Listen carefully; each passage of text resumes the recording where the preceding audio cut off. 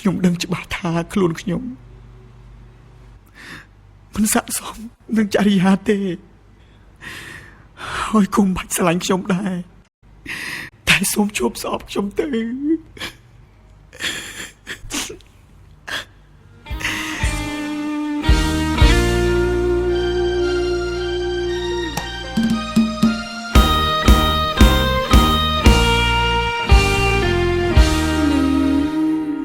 បងពលក្តុកក្តួលអរ៉ាស្រង់ទឹកនេត្រាព្រោះតែរឿងនឹងត្រឹមពាក្យថាស្នេហ៍មួយនិតអូនបែរជាខឹងធ្វើឲ្យបងយំគ្មានស្រា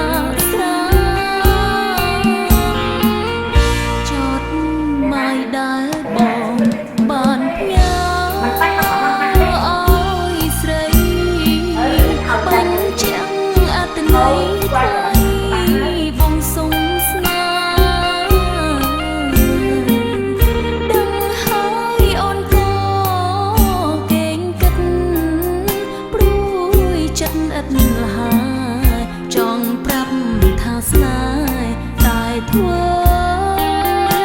មិនបានមិនមែនបងក្រទើបអូនមិនស្នេហ៍បងគិតខំទេណាប្រុសពីស្រី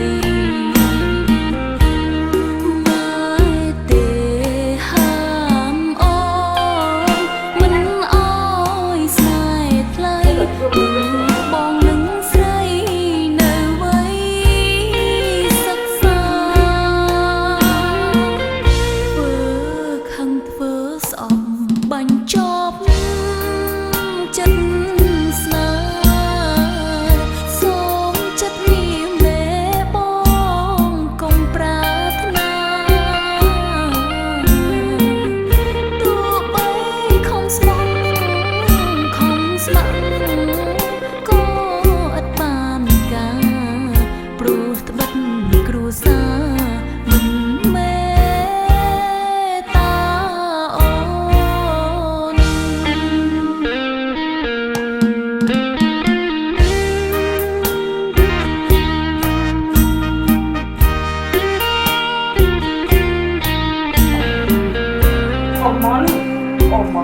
មុនខ្លាំងទូទៅដូចភ្លើងកោបកាត់ទៅហើយយកផ្សេងសិនមិនបានឃើញទេថាកុំឲ្យប្រមាថចិត្តកុំឲ្យលោកបាក់ចិត្តកាត់ទៅមកកូន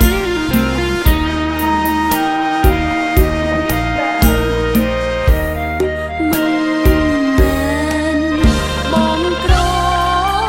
ទើបអូនមិនស្នេហ៍បងគិតខំ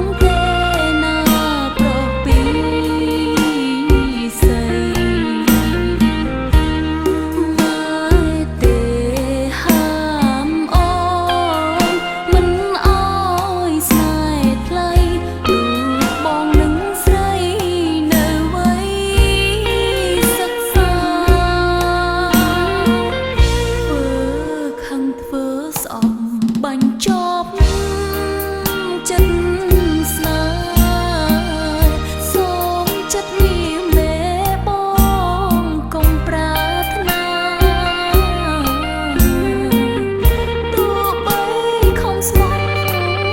ខំស្ម័គ្រក៏អត់បានការព្រោះត្បិតគ្រួសារមិនមែន